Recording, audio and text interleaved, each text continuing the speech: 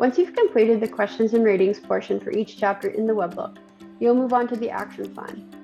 Here is the opportunity to deep dive into the things that might be considered an environmental risk on your operation. It is important to note that the environmental farm plan is meant to meet you where you are and that there are no right answers. Looking at your farm through a different lens can help build a useful plan for your farm. It is a great way to look back on your EFP and see what you were able to accomplish a few years down the line and see your progress on achieving your sustainability goals. Questions answered with a higher risk rating in the questions and ratings section are highlighted here. You review the risks and create a plan to help minimize that risk on your operation. Producers might consider tackling the risks from a few angles, either an action, a compensating factor, or monitoring plan.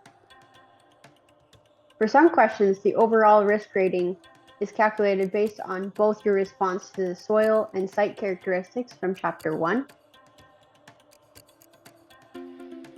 and the answer you gave in the questions and ratings section.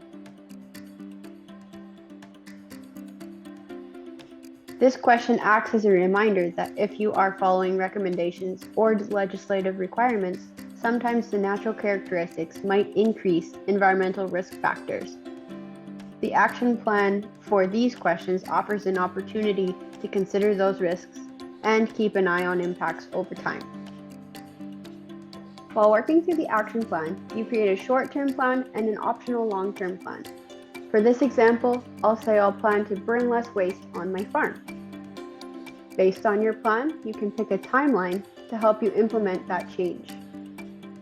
And add optional long-term planning and information about challenges to implement the change.